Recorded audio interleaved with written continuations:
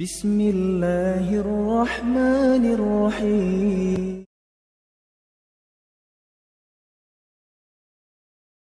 Assalamualaikum warahmatullahi wabarakatuh.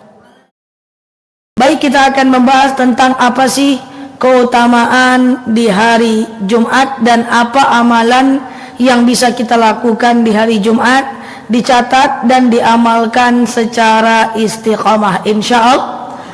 Kapan dimulainya hari Jumat? Hari Jumat itu dimulai dari Kamis maghrib sampai Jumat maghrib. Karena pergantian waktu dalam Islam itu dimulai dari maghrib. Jadi Kamis maghrib sampai Jumat maghrib itu adalah namanya hari Jumat. Makanya ibu-ibu yang saya sayangi karena Allah, kalau Jumat malam itu sudah Sabtu, betul ya? Jumat malam itu sudah Sabtu. Makanya kita suka bilang itu malam Sabtu. Kamis malam itu sudah Jumat. Makanya kita suka bilang malam Jumat. Karena pergantian waktu di kita sekarang itu adalah jam 12 malam, betul ya? Tapi kalau pergantian waktu dalam agama Islam itu adalah dimulai dari Jumat. Nah, yuk kita bahas dulu keutamaan hari Jumat dan apa amalan yang bisa kita perbanyak di hari Jumat. Ibu-ibu yang saya sayangi karena Allah, yang pertama keutamaan hari Jumat itu adalah yabghaul malaikah. Malaikat akan berhenti menyiksa ahlul kubur. Jadi kalau kita meninggal, kita ini semua akan disiksa. Hanya ada beberapa waktu kita nggak disiksa kalau kita berdosa. Yang pertama, malaikat berhenti menyiksa kita di hari Jumat. Yang kedua, saat hujan lebat.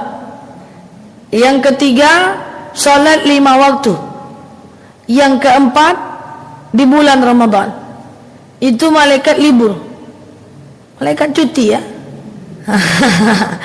Itu malaikat libur. Makanya katanya, ya ini bukan katanya, ini hadis ya. Siapa yang meninggal di hari Jumat, maka itu meninggalnya husnul khatimah. Kan gitu kan? Tapi apa beda husnul khatimah dengan mati syahid? Itu beda. Pernah dengar kata-kata husnul khatimah? Pernah dengar kata-kata mati syahid? Apa bedanya?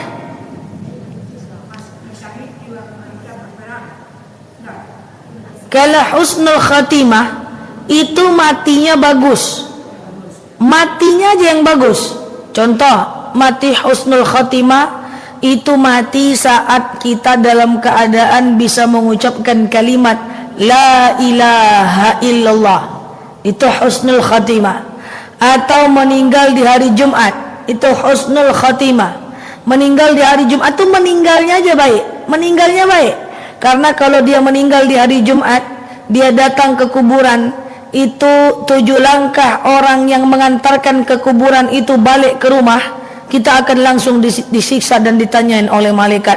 Tapi kalau meninggalnya di hari Jumat, itu ketika orang yang mengantarkan kita ke kuburan itu pulang, itu kita tidak langsung disiksa karena besoknya kena siksa. Kalau selamanya itu mati syahid, itu bedanya. Paham ya? Nah, husnul khatimah itu adalah hari matinya baik. Tapi apakah selama-lamanya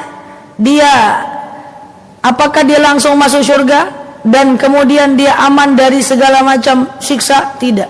Itu beda dengan mati syahid. Kalau mati syahid itu tidak merasakan sakitnya mati, tidak ada hari perhitungan, langsung masuk surga. Itu ya. Makanya yang kita cari sebenarnya mati syahid. Itu level tertinggi. Tidak merasakan sakitnya mati, tak ada hari perhitungan, langsung masuk surga. Nah, kalau mati meninggal di hari Jumat, yang menentukan Allah atau kita? Allah. Tapi kalau mati syahid, kita yang menentukan. Kita pengen meninggal kayak gimana? Meninggal saat ngaji, meninggal saat majelis taklim, meninggal saat ibadah. Makanya banyak-banyak akan mengaji. Semoga kita meninggal dalam keadaan mengaji, banyak-banyakkan majelis ilmu. Semoga kita mati dalam keadaan majelis ilmu. Banyak-banyakkan kita mendengar yang baik-baik, baca Quran. Semoga kita meninggal dalam keadaan membaca Al-Quran. Artinya kalau mati syahid itu tidak merasakan sakitnya mati, tak ada hari perhitungan, langsung masuk surga. Jadi yang kita kejar tuh mati syahid, bukan sekedar mati husnul khatimah. Nah, di hari Jumat itu malaikat tidak menyiksa ahli kubur. Oke? Yang kedua, amalan keutamaan hari Jumat itu adalah amalan wa yudallu amalan akan dilipat gandakan. Jadi ibadah di hari Jumat itu amalan akan dilipat gandakan. Amal kebaikan kita akan dilipat gandakan. Makanya nanti kita akan bicara, kalau amal kebaikan dilipat gandakan, maka apa amal terbaik yang kita lakukan di hari Jumat? Kan ceritanya amal kita dilipat gandakan nih. Paham ya? Yang ketiga, dosa-dosa kita diampunkan. Jadi hari Jumat itu adalah hari pengampunan dosa. Jadi kayak gini, saya pernah cerita kepada ibu-ibu semuanya bahwa kita dianjurkan puasa Senin dan Kamis. Kan gitu. Apa guna manfaat puasa Senin dan Kamis? Gunanya adalah Rasul selalu melakukan puasa di hari Senin dan Kamis. Kata Rasulullah, di hari Kamis dan Senin itu malaikat akan membawa catatan amal kita ke langit. Dan aku berharap, kata Rasul, ketika catatan amalku dibawa, aku sedang berpuasa. Jadi Senin dan Kamis itu adalah waktu dibawa catatan amal kebaikan kita ke langit. Konsepnya, orang yang dia berpuasa Senin dan Kamis itu amal kebaikannya doang yang dibawa, amal keburukannya ditahan di bumi. Sampai sini paham? Nah, jadi usahakan puasa Senin dan Kamis, amal kebaikan dibawa, kecuali orang yang bermusuhan. Makanya jangan tak bersapaan lebih dari 3 hari. Kan katanya tak boleh bermusuhan lebih dari 3 hari. Nanti katanya amal kebaikannya tidak diterima. Bukan amal kebaikan tidak diterima. Orang yang bermusuhan lebih dari 3 hari, melewati hari Senin dan Kamis, kan gitu ceritanya, maka ditangguhkan, diputihkan. Malaikat tidak suka dan tidak jadi membawa amal catatan baiknya ke langit. Bayangkan. Makanya kalau mau berkelahi, Jumat, Sabtu, Minggu, Senin bayan lagi. Senin berkelahi, Selasa, Rabu bayan lagi. Kamis dibawa catatan amal kita ke langit. Dan orang yang berpuasa Senin Kamis, semua amal kebaikannya itu dibawa ke langit, dan amal keburukannya ditinggalkan di bumi. Di hari Jumat lah kita memutihkan amal keburukan kita itu, insya Allah. Satu, aman dari siksa kubur ya. Yang kedua, apa manfaat Jumat? Dilipat gandakan pahala ya. Dilipat gandakan amal. Yang ketiga, diampunkan dosa. Yang keempat, diijabah doa. Bayangkan itu. Jumat itu luar biasa. Diijabah semua doa-doa kita. Jadi dia ada tempat waktu mustajab doa. Saya sudah sering jelaskan, mustajab doa kita saat sujud terakhir ketika mau habis sholat. Kan gitu ya. Saat sujud terakhir sebelum at-tahiyatul sujud, doa kepada Allah. Kalau doanya bahasa Indonesia, tutup bibirnya, ucapkan dalam hati. Kalau doanya bahasa Arab, boleh dilafazkan dengan berbisik. Jadi kalau lagi sholat itu lamakan sujudnya, doa sama Allah. Termasuk kalau lagi doa berjamaah, sholat berjamaah, lamakan sujudnya, doa kepada Allah. Nanti imamnya duduk, Allahu Akbar, kita sujud aja, lamakan sikit. Tapi jangan lama betul sampai pulang pula imam. Ya, duduk ya, sujud. Itu waktu dan tempat mustajab doa. Kemudian mustajab doa kita, ibu-ibu yang saya sayangi karena Allah, adalah saat hujan lebat, kan gitu kan? Kemudian hujan lebat tuh tidak boleh mengumpat ya. Saat hujan lebat itu mustajab. Kemudian mustajab doa kita saat petir berbunyi. Petir bahasa ibunya apa, Bu? Gurua, patui. Berdengkang petir itu jangan mati kau, jangan. Ya, doa sama Allah, insya Allah doanya mustajab. Sujud terakhir ketika mau habis sholat, antara azan dan iqamah, kemudian saat hujan lebat, saat petir berbunyi, kan gitu kan? Kemudian antara azan dan iqamah, itu kan mustajab. Terdengar azan di masjid, antara azan dan iqamah, itu kan rawatib ya. Antara itu jangan ngobrol, doa sama Allah, itu mustajab. Dalam majelis taklim, ini juga mustajab. Tapi itu kan waktunya pendek-pendek, betul ya? Sujud terakhir pendek waktunya. Petir berbunyi mustajab, doa pendek waktunya. Kan gitu kan? Saat hujan lebat pendek waktunya. Kadang-kadang hujan lebat malah bukan doa, malah ingat masa lalu, ya kan? Saat majelis taklim mau berdoa, mendengar ustadznya bingung, maka ada satu waktu yang Allah berikan untuk kita untuk memperbanyak doa, itulah hari Jumat. Jadi hari Jumat itu insya Allah mustajab. Dah? Sampai sini paham ya? Yuk kita masuk amalannya. Apa keutamaannya tadi? Diamankan dari siksa kubur, mustajab doa kita, dilipat gandakan pahala, dijawab semua doa. Wa fil yaumil jum'ah wa yanzulunal malaikah, di hari Jumat malaikat turun, wa yastajibuna du'aan nas, menjawab semua doa manusia dan melipat gandakan amal manusia di hari Jumat. Jadi hati-hati, hari Jumat itu hari yang berkah. Yuk kita mulai. Apa amalan di hari Jumat? Ibu-ibu, yang sudah kita tahu dulu sampai yang kita baru belajar. Saya pernah sampaikan kepada ibu-ibu semuanya, siapa yang sholat subuh 2 rakaat lalu dia iktikaf sampai datang waktu syuruk, pahalanya 1 kali haji, 1 kali umrah. Kan gitu kan? Tidak bisa iktikaf tiap hari, pilih sekali seminggu. Kalau sekali seminggu, kapan waktu yang paling tepat? Jumat. Makanya anak pesantren itu rata-rata libur di hari Jumat. Tapi sekarang karena udah negeri, berubah ke minggu. Dulu masa saya, Jumat itu pesantren itu libur karena memperbanyak ibadah. Jadi usahakan iktikaf dari subuh sampai syuruk, pahalanya 1 kali haji, 1 kali umrah, dan dilipat gandakan pula lagi pahalanya. Oke? Paham? Yang kedua, hari Jumat usahakan hadis sahih Abu Daud, baca surat Al-Kahfi. Jangankan semua surat Al-Kahfi, 10 cukup, semua lebih baik. Al-Kahfi ini dia terbagi 2 waktunya. Dalam hadis diriwayatkan oleh Abu Daud, dijelaskan bahwa usahakan baca, ini usahakan bukan kewajiban. Ini saya hati-hati nih kalau bicara nih. Usahakan khatamkan Al-Kahfi itu hari Jumat dari asar menjelang maghrib. Jadi ketika Jumat mau menjelang, Jumat mau habis, itu usahakan khatam surah Al-Kahfi di waktu itu. Sampai sini paham? Usahakan, bukan diwajibkan. Tapi karena Al-Kahfi itu panjang, maka ibu boleh membaginya selama hari Jumat.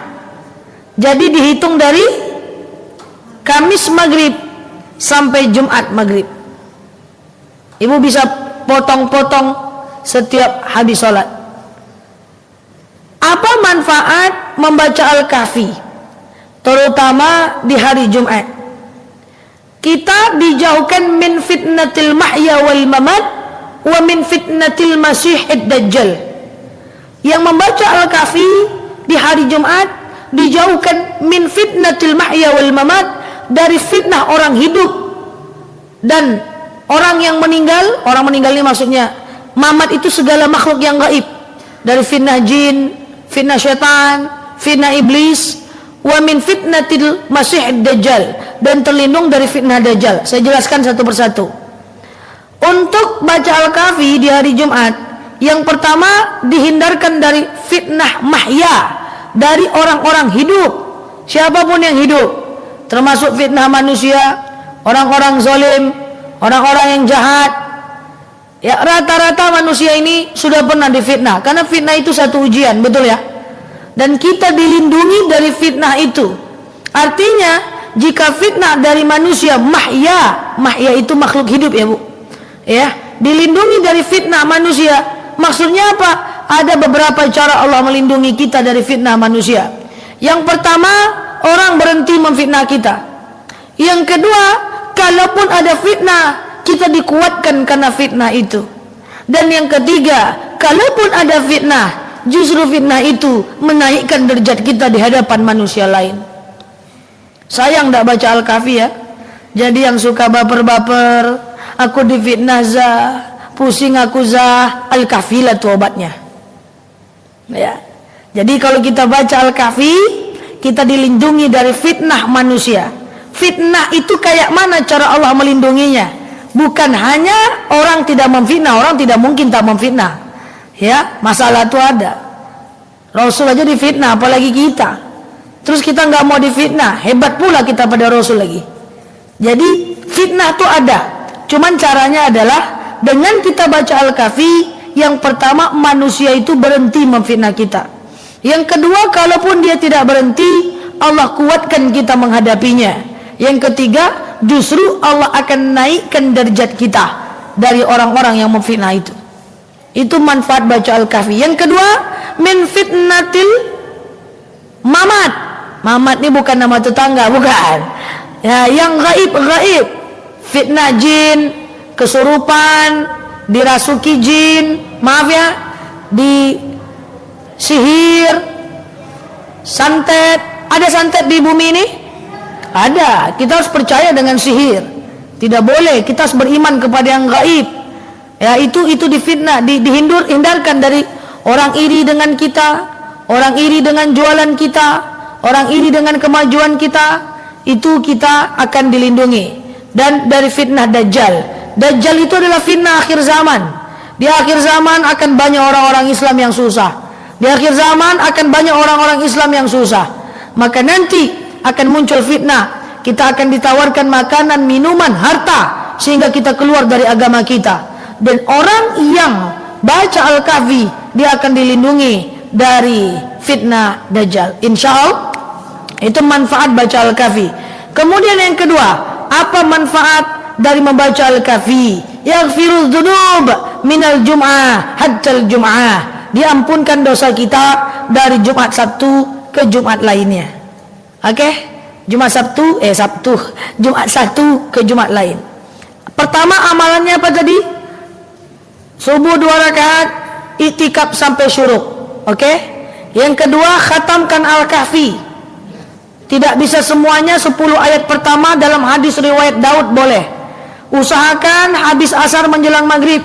Yang kedua, kalau nggak bisa habis asar menjelang maghrib, pokoknya 1 hari dari Kamis maghrib sampai Jumat maghrib. Oke? Kemudian yang ketiga, amalan di hari Jumat adalah disunahkan membaca Yasin. Hadis tentang Yasin ini kalau ada yang membantah, memang hadisnya menengah. Menengah itu hadisnya tidak terlalu kuat. Tapi untuk keutamaan amal, untuk fadailul amal, boleh menggunakan hadis yang menengah status hukumnya. Boleh baca Yasin. Ustazah, Al-Kahfi atau Yasin? Al-Kahfi atau Yasin? Atau Al-Kahfi atau Yasin? Terserah, dua-duanya lebih baik. Kalau nggak sanggup dua-duanya, hari ini Al-Kahfi, Jumat depan Yasin. Jumat ini Al-Kahfi, Jumat depan Yasin. Jumat ini Al-Kahfi, Jumat depan Yasin. Oke? Paham? Nah, kemudian ibu-ibu yang saya sayangi karena Allah, udah berapa tuh amal tuh? Udah 3. Subuh, Al-Kahfi, Yasin. Yang keempat, amal yang sangat dianjurkan saat hari Jumat dan juga dianjurkan dari habis asar menjelang maghrib. Ini banyak pengajian-pengajian di Pekanbaru tuh Jumat. Makanya nyari ustadz udah Jumat tuh udah susah. Saya udah angkat tangan kalau Jumat ngundang Ustazah Nela, sore-sore sudah tak bisa. Sore itu saya udah full. Tetapi kenapa mereka banyak ngajinya di hari Jumat sore? Karena itu banyak katanya pahalanya. Tapi sebenarnya nggak pengajian pun Jumat sore. Pengajiannya kayak jam segini nggak apa-apa. Jumat sore digunakan untuk membaca Al-Kahfi. Jumat sore digunakan untuk membaca Yasin. Ada amalan juga yang disunahkan kita membaca di hari Jumat sore. Oke? Ibu, ada banyak dalil tentang ini. Ada banyak dalil tentang ayat-ayat sunnah-sunnah yang disunahkan. Saya kasih yang paling mudah. Doa yang paling mudah. Doa yang paling mudah Jumat sore. Jumat sore itu banyak riwayat tentang doa yang mesti kita lakukan. Daripada pening-pening kepala, sujud sawi saja udah belum tentu hafal, kita kasih doa yang paling mudah. Habis asar menjelang maghrib, doa jangan tinggalkan. Doa kayak ibu kalau ibu mau berbuka puasa selama ini. Ibu buka puasa selama ini baca apa? Buka puasa. Kalau mau makan? Terus? Yang lebih gampang deh saya kasih. Ibu, hadis diriwayatkan oleh Ibnu Majah, dijelaskan bahwa habis asar menjelang maghrib baca doa mau makan. Coba artinya. Allahumma, apa tadi? Allahumma, ya Allah, barik lana, berkahi atas kami. Oke? Fima, dalam apa-apa, rozaqatana, yang telah engkau berikan rezeki kepada kami. Dan kan tadi saya bilang bahwa di hari Jumat itu doa kita mustajab. Ya, Allahumma ya Allah barik lana, berkahi atas untuk kami. Fima rozaqtana, dari rezeki kami. Wa qina azabannar, ujungnya ini yang enak. Wa qina azabannar, dan dilindungi kami dari siksa api neraka. Yuk kita bedah nih, apa maksudnya nih? Makanya mau doa tuh, mau makan tuh baca doa. Yuk kita bedah, apa maksud tafsir dari surat ini? Maaf, dari doa ini. Allahumma barik lana, ya Allah berkahi kami. Apa itu berkah? Berkah itu saya sudah pernah jelaskan, tenang hati kita apapun kondisi nasib kita. Fima razaqtana, dari rezeki kami. Ya Allah berkahi rezeki kami. Apa ciri-ciri rezeki berkah? Ciri-cirinya gampang. Seberapapun banyak rezeki, kita merasa lebih dari cukup. Itu ciri-ciri rezeki berkah. Hari-hari makan 5 tempe, teri, tahu, terong. Tapi serasa-rasa tiap hari kita makan daging. Itu berkah. Dia sedikit tapi kita merasa banyak. Itu berkah. Pernah rasa seperti itu? Rezeki sedikit aja ya. Dikasih anak sedikit, senangnya luar biasa. Dikasih tetangga sedikit, sayurnya aja, kuahnya aja, senangnya luar biasa. Dapat rezeki sedikit dari suami, sedikit cuman. Bagi orang lain itu sedikit, bagi kita itu banyak. Itu berkah rezeki. Jadi selama ini kalau sering dengar Pak Ustadz ngomong rezeki berkah, itu ciri-cirinya. Rezeki yang berkah itu adalah kita dapatkan sedikit tapi kita rasa banyak. Kita dapat 5 tapi kita rasa 10. Tapi apa ciri-ciri rezeki yang tidak berkah? Ciri-ciri rezeki yang tidak berkah adalah punya banyak, ngerasa kurang terus. Punya banyak, ngerasa kurang terus. Ya, bahkan ada orang yang cerita-ceritanya itu kalau lagi kurang, pas rezeki banyak dia diam-diam, pas sedikit dia ngeluh terus. Sekarang susah, coronanya mahal-mahal semuanya. Jadi kalau susah dia cerita-cerita kemana-mana, ya. Tapi kalau susah dia cerita, kalau senang dia tak cerita. Ada nggak orang yang sudah mapan tapi selalu merasa kurang? Udah fix, itu ciri-ciri rezeki tidak berkah. Udah itu pasti sudah. Makanya baca doa mau makan. Allahumma barik lana fima razaqtana. Ini dibaca juga di Jumat sore. Sebenarnya dalilnya banyak tentang doa ini ya, tapi saya kasih yang paling gampang saja. Ya Allah berkahilah atas kami rezeki kami. Rezeki itu adalah, rezeki yang berkah itu adalah dia dapat sedikit tapi kita rasa banyak. Dia dapat sedikit tapi kita rasa banyak. Oke? Wa qina adzabannar, dan selamatkan kami, peliharalah kami dari siksa api neraka. Kenapa kita minta siksa dari api neraka? Ini doanya doa luar biasa nih. Jangan disepelein. Saya udah pernah sampaikan, api neraka itu panas. Neraka itu terdiri dari 3 bagian. Pertama adalah pintu neraka. Siapa orang yang berada di pintu neraka? Satu-satunya orang yang berada di pintu neraka itu adalah Abu Thalib. Bukan kita, tapi Abu Thalib. Ya, siapa itu Abu Thalib? Abu Thalib adalah paman Rasulullah sallallahu alaihi wasallam. Abu Thalib meninggal dalam keadaan non-muslim, tapi sayang dengan Rasulullah. Apa kata Rasul? Ya Allah, berikan siksa paling ringan kepada pamanku Abu Thalib. Jadi Abu Thalib itu siksanya ringan aja, Bu. Gimana siksa neraka Abu Thalib? Dia cuma di pintu aja. Dia tidak masuk ke dalam neraka. Dia cuma di pintu aja. Berapa siksa di pintu ini? Dipasang terompah mendidih ubun-ubunnya atau di pintu.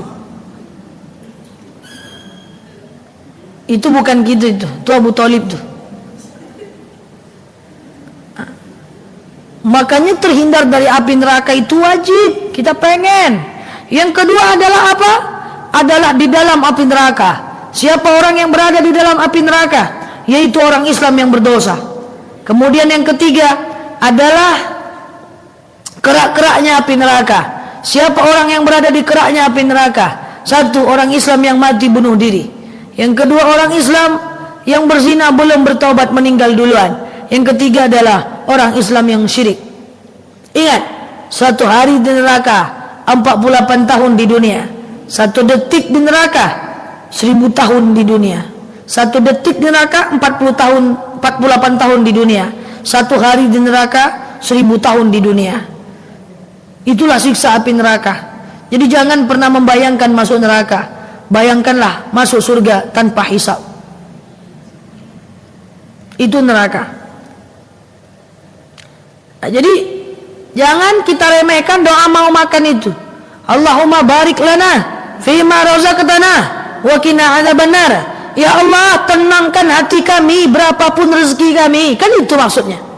Ya Allah, cukupkan perasaan kami. Cukup itu beda dengan merasa cukup ya. Ada orang makannya sedikit aja, biasa-biasa aja, tapi dia lapar, dia happy. Itu cukup, merasa cukup, itu berkah. Ya Allah, senangkan kami, bahagiakan kami, berapapun rezeki kami. Itulah Allahumma barik lana fima razaqtana wa qina azabannar. Jauhkan kami dari siksa api neraka. Memang harus jauh. Cuman ada 2 pilihan. Tidak usah masuk neraka atau terlindung dari siksa api neraka. Tidak ada pilihan lain. Kita baru kena panas dikit aja, wah, mengadu, bang, tengok nih bang, minggu depan tengok nih, tadi tengok mengamuk, sedikit cuman sakit luar biasa. Tapi api neraka itu panas. Jadi amalkan itu ketika dari habis asar menjelang maghrib. Oke? Udah berapa?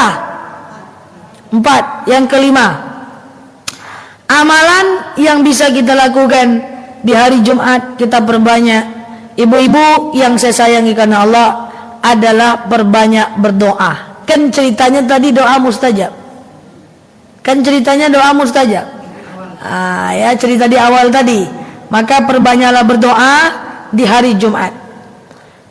Nah, ibu-ibu yang saya sayangi karena Allah, perbanyak berdoa. Saya udah pernah sampaikan, kalau ada orang yang bingung dengan doanya, ini berarti kita perlu belajar lebih banyak. Karena doa itu mesti detail. Dan doa itu ibu-ibu yang saya sayangi karena Allah, bila perlu dicatat. Coba bayangkan ya, berapa banyak jiwa-jiwa yang malas yang perlu didoakan.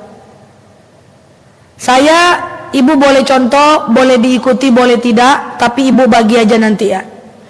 Pertama, biasanya yang didoakan itu adalah ibadah kita. Oke? Coba nanti dikarang doanya di rumah. Yang pertama yang didoakan itu ibadah. Kenapa ibadah perlu didoakan? Karena ibadah itu susah.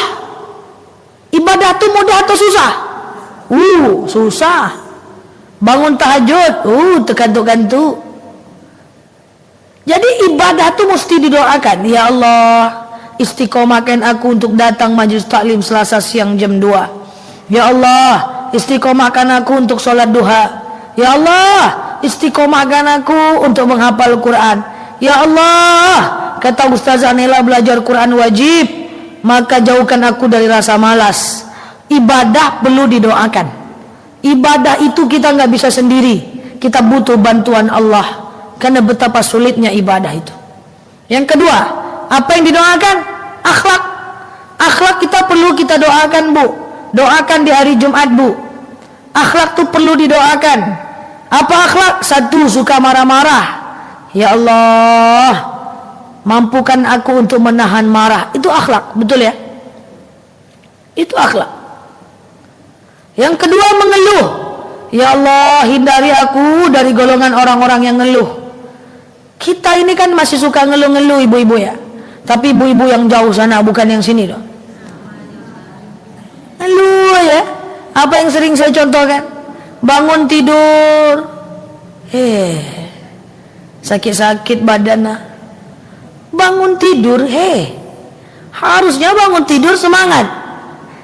Ini enggak, sakit-sakit badan, udah pagi pula lagi ya. Kurang tidur aku, ngeluh. Bangun tidur. Nanti habis subuh, mau masak apa ya? Juga masih itu, ngeluh lagi. Nanti pergi ke pasar, tengok barang mahal, mahal semua. Aduh, juga lagi, belum 24 jam lagi. Nanti nyampe rumah, habis dari pasar nengok cucian, banyak betul cucian, tidak selesai. Setelah nyuci, mau jemur pakaian, panas betul. Oke lah tak panas, mendung, mendung. Cuma mana mau kering? Oke lah tak mendung, gerimis panas. Ini berdengkang kepala nih kalau kayak gini. Oke lah tak gerimis panas, hujan lebat, lebat. Salah aja semua. Bagi orang yang suka mengeluh, semua akan selalu jelek. Semua dia akan keluhkan. Setelah dia jemur pakaian, dia baring-baring di rumah. Terdengar suara azan, cepat betul azan. Azan pun bayangkan tuh. Akhlak tuh perlu didoakan. Ya Allah, saya nggak pengen jadi orang suka marah-marah. Tuh doakan itu. Yang kedua, saya nggak pengen jadi orang yang suka ngeluh. Doakan itu. Yang ketiga, ya Allah, saya nggak pengen jadi orang yang suka risau. Kalau bahasa anak muda overthinking, belum terjadi udah mikir yang jelek. Itu akhlak. Doakan itu akhlak. Yang belum terjadi, jangan dipikirkan. Rencanakan, kerjakan, jangan banyak dipikir. Kan saya udah cerita, ada jemaah yang ngeluh, Ustazah, iya, saya ini pusing Ustazah. Kenapa pusing? Bulan depan saya harus bayar kontrakan. Oke. Apa lagi? Bulan depan kayaknya suami saya di PHK, habis masa kontraknya. Bulan depan anak saya juga mau masuk kuliah. Pusing saya Ustazah. Dia di depan saya. Saya biasanya tanyanya biasa aja. Ibu, jadi masalah ibu sekarang apa? Yaitu Ustazah, bulan depan anak saya bayar SPP. Bulan depan kayaknya suami saya di PHK. Bulan depan belum bayar kontrakan. Saya bilang, iya, jadi sekarang masalah ibu apa? Itu masalah saya Ustazah. Bulan depan itu dia Ustazah. Iya Bu, yang saya tanya sekarang masalah ibu apa? Itu masalahnya Ustazah ini nggak dengar aku. Masalahku nanti bulan depan. Itu masalah ibu bulan depan Bu. Belum terjadi. Sekarang masalahnya apa? Oh sekarang? Iya nanti belum tentu itu bulan depan. Sekarang masalah apa? Buka dompet sekarang. Ustazah kok buka dompet? Buka dompet sekarang. Buka. Ada uang? Ada uang. Pejam mata, coba napas. Bisa Ustazah. Sekarang masalah ibu apa? Sekarang tidak ada Ustazah. Karena sebenarnya kita ini tidak ada masalah hidup kita nih. Sekarang ibu ada masalah apa? Nggak ada bu. Coba tanya dalam hati. Sekarang ada masalah apa? Sekarang nggak ada masalah. Masalah kita itu adalah memikirkan yang belum terjadi, yang belum tentu terjadi, belum tentu masalah. Betul? Mau bayar SPP, cari rezekinya. Jangan dipikir tuh uang juga nggak bakal jatuh dari langit. Suami PHK, siapkan pekerjaan dari sekarang. Mulai lamar, jangan dipikir, kerjakan. Jadi eksekutor bukan pemikir. Rupanya saya diamin ini ibu ini. Bulan kedua, dia udah nggak datang lagi. Udah pelangak-pelangok aja. Saya tegur, bu, hilang-hilang aja. Gimana masalah bulan depan? Ustazah, ternyata kontrakan saya boleh bayar separuh. Suami saya lanjut kerja Ustazah. Akhirnya ada rezeki untuk anak saya biar bisa biar bisa bayar kuliah. Terus ada masalah enggak? Enggak ada Ustazah. Maka jangan terlalu mikir apapun yang belum terjadi. Masalah kita sebenarnya enggak ada. Ibu sekarang ada masalah enggak? Ibu ada masalah kalau gini, nanti kalau hujan gimana ya? Jemuran belum diambil lagi nih. Ustazah ini lama pula bercakapnya. Itu jadi masalah dia. Jadi masalah, habisnya aku mau ke rumah tetangga, malas sekali aku nengok dia melayat tuh. Itu masalah dia. Sekarang tidak ada masalah. Now, no problem. Saya sekarang tidak ada masalah. Akan jadi masalah kalau saya mikir, aduh nanti telat nggak ya. Aduh jauh kali nanti pengajian ini. Aduh telat nggak ya? Kalau telat gimana ya? Itu jadi masalah dia. Jadi sebenarnya sekarang tidak ada masalah. Itu akhlak. Doa sama Allah supaya jadi orang yang nggak banyak mikir-mikir. Now, no problem. Sekarang tidak ada masalah. Doakan supaya kita lebih baik ke depan. Doakan ibadah, doakan akhlak kita. Jangan marah-marah, jangan banyak fikir, jangan banyak ngeluh. Dan yang ketiga terakhir, doakan keluarga kita. Anak disehatkan, suami disehatkan, diberikan hidayah kepada mereka. Insya Allah. Demikian yang dapat saya sampaikan. Semoga ada manfaat bagi kita semuanya. Silakan kita amalkan menjelang di hari Jumat nanti. Silakan.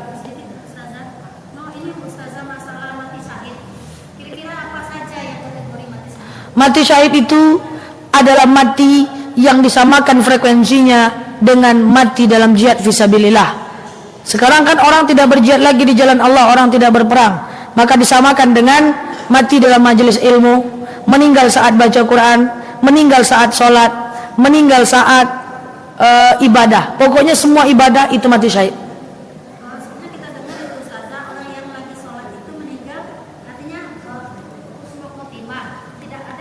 Orang yang saat meninggal bukan husnul khotimah, syahid. Ya karena kalau kita dengar itu Ustaz, saya selama ini itu alhamdulillah itu matinya mati baik. Ya, harusnya matinya mati syahid. Mati baik sih, cuman dia udah mati syahid itu. Jadi kalau mau kan semoga arwah beliau diterima di sisinya meninggalnya husnul khotimah. Kalau dia meninggal dia enggak usah lagi ngomong husnul khotimah. Husnul khotimah itu selagi dia masih hidup. Supaya meninggalnya husnul khotimah. Meninggal dalam kondisi melahirkan itu mati syahid. Ya, tapi jangan tinggal sholat, puasa, menutup aurat. Buka aurat nggak pernah sholat, berzina mana-mana, meninggal ke saat itu bukan syahid. Oke?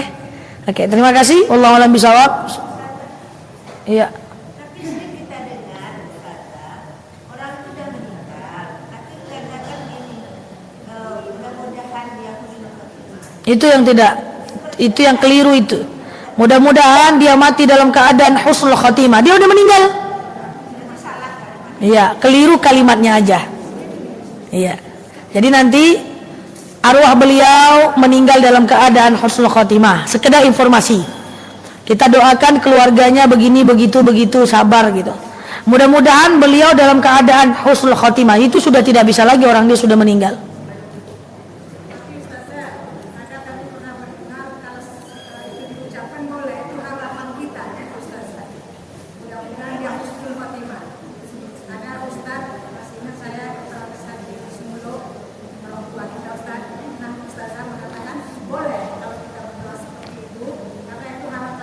Betul. Jadi bukan tidak boleh dan haram, bukan.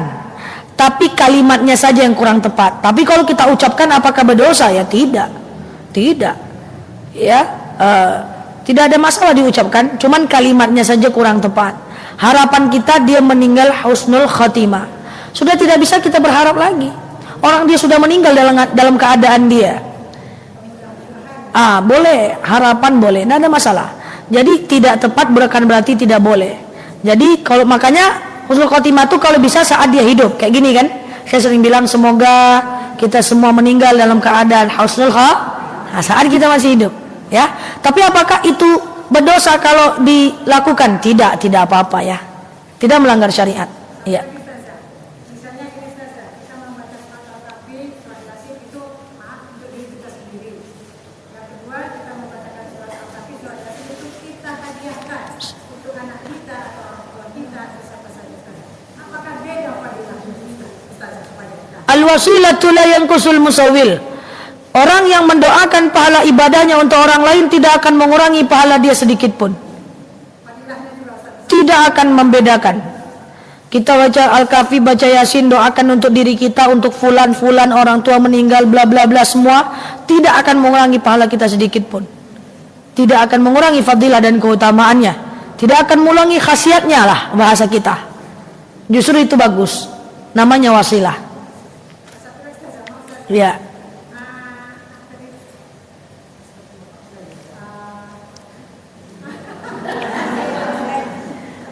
Silakan. Lupa? Ya, jadi nggak ada masalah ya Bu. Oke? Baik. Allahu a'lam bishawab. Pertanyaan saya, caranya yang mati syahid itu pas hari Jumat. Bagus. Syahid dia. Bagus. Sekarang udah banyak loh jamaah-jamaah saya dapat kabar meninggalnya di masjid. Meninggalnya saat sujud. Senang hati mendengarnya. Kemarin ada jemaah saya meninggalnya lagi sholat subuh. Masya Allah. Ya. Saya dengar itu hanya syahid dunia, syahid akhirat, itu saja. Kalau orang yang kata itu hanya syahid dunia itu katanya tidak mendapat siksa kubur, tapi nanti di yaumil akhir tetap juga disiksa. Itulah husnul khotimah. Tidak ada dalam kalimat Arab syahid dunia, syahid akhirat, nggak ada. Husnul khotimah itu meninggalnya baik, tapi bukan berarti lepas dari siksa. Kalau syahid dia lepas. Tidak ada. Cuman kalau ibu hamil, kayak orang katanya kena pesawat, jatuh dari pesawat syahid. Tengok dulu jatuhnya cemana. Kalau jatuh di pesawat dia lagi berkholwat, azab juga. Tapi di pesawat itu dia sholawatan, terjatuh dia lagi baca Quran, dia di pesawat terjatuh dia baru syahid. Makanya pastikan semua aktivitas kita ibadah. Karena kita nggak tahu kapan mati kita. Semoga saat kita meninggal dalam keadaan ibadah, kan gitu ceritanya. Ya kan? Jadi boleh main-main, boleh duduk-duduk, hanya sisa waktu saja. Jangan lama-lama betul berjalan-jalan. Nanti meninggal di situ kan tidak mantap. Nel ke mall yuk lah. Jangan seharian ya, sebentar aja. Ngapa gitu, takut aku mati di situ. Oke, demikian. Wallahu a'lam bishawab. Yang tadi, mati syahid adalah tidak merasakan sakitnya mati, tak ada hari perhitungan, langsung masuk surga. Semoga kita itu. Amin. Amin. Ya. Baik, wallahu a'lam bishawab. Subhanakallahumma bihamdika, nasyhadu an la ilaha illa anta, nastaghfiruka wa natubu ilaik. Assalamualaikum warahmatullahi wabarakatuh.